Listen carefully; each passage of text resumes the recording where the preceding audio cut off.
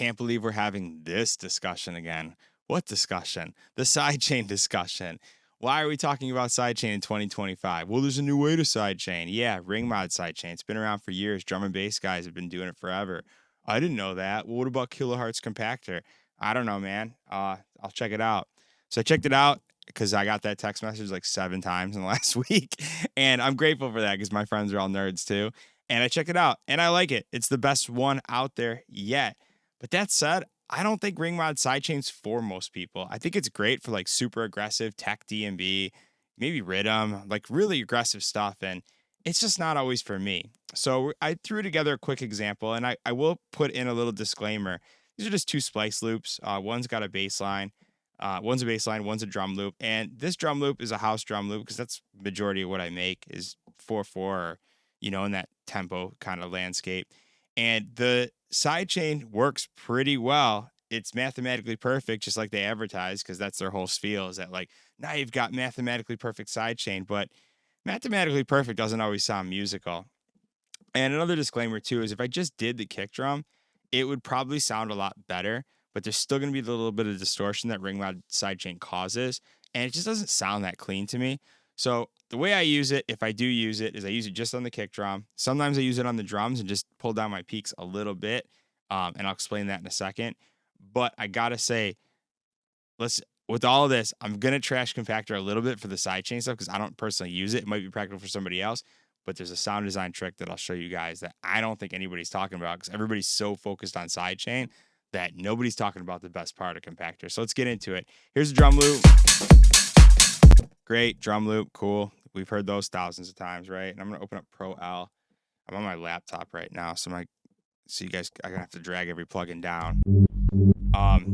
And there's my bass line. It's just like your typical like splice loop.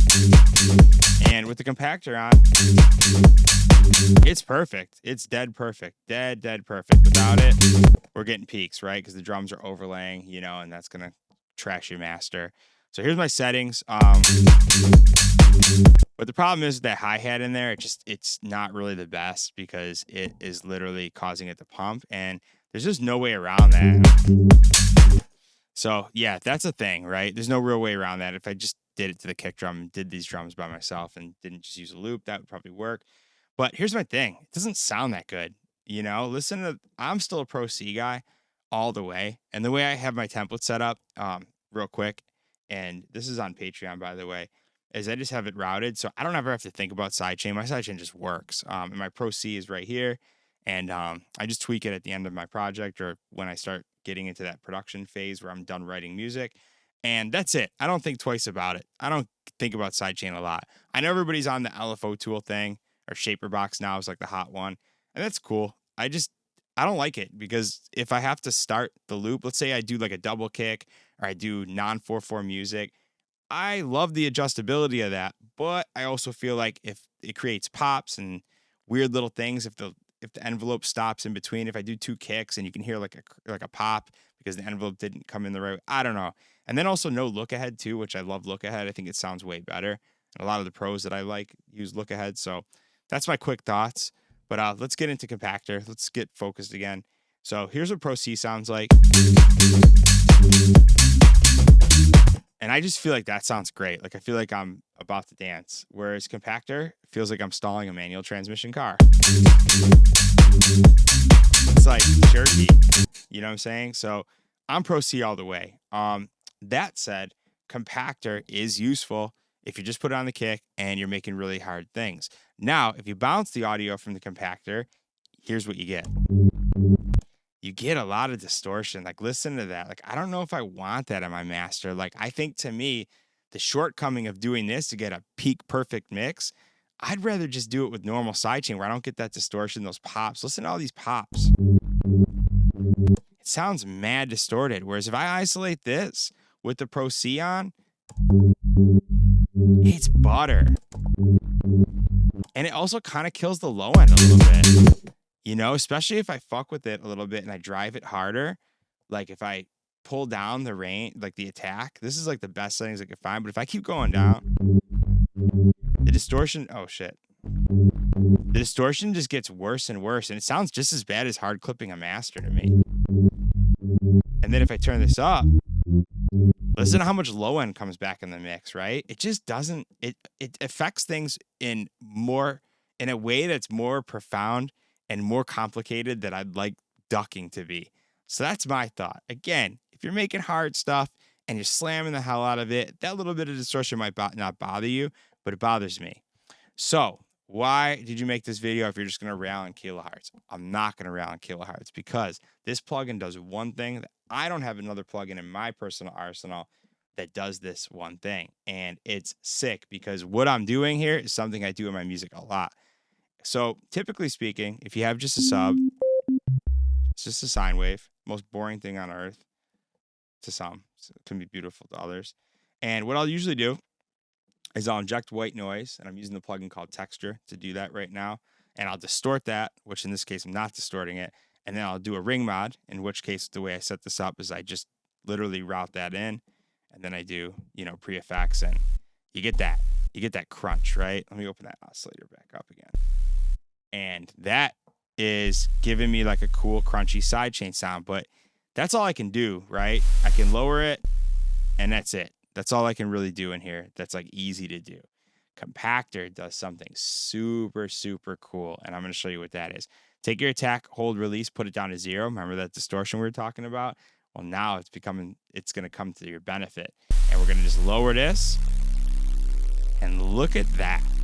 I can place distortion and noise at the 0 crossing point of a waveform, and I don't have another plugin that can do this that's free in my arsenal at all. And you can literally do that, and you can take whatever you want. You can do more sound design on like a rack like this, wet and dry it with the rack, and then place it wherever you want on the waveform. And the other advantage to this too, it's not adding any volume, but it sounds so crunchy and it sounds so full. That's awesome. And the precision that I get over it is really cool. And I can also tweak this too,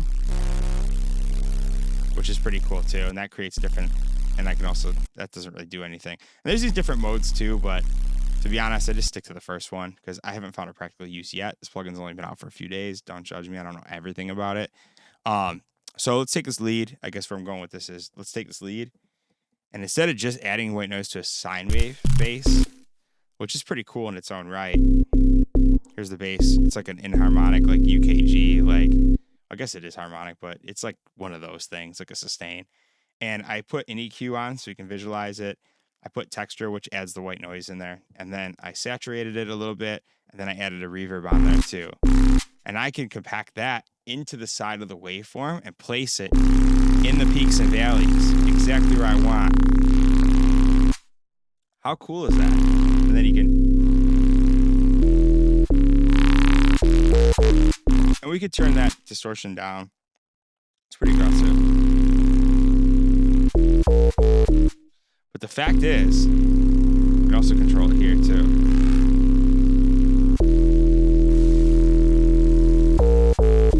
Fact is, that's a really cool sidechain, or sorry, ring mod. I keep thinking sidechain. It's a really cool ring mod trick that I don't have another plugin personally that makes it this easy to do. And again, the way I'm doing this is I'm turning the input 3 and 4 on, and I'm just sidechaining the original patch in, and then I'm processing the hell out of it. And whatever I do here, I can place on the 0 crossing point of the waveform, which creates that really crunchy, distorted effect. Pretty cool, pretty sick. If you like content like this, I do Patreon, and I upload a fair bit to Patreon. I'm very active on there. So come join the fun. We have an amazing community, and I've never talked about it on YouTube. So yeah, cool. Have fun.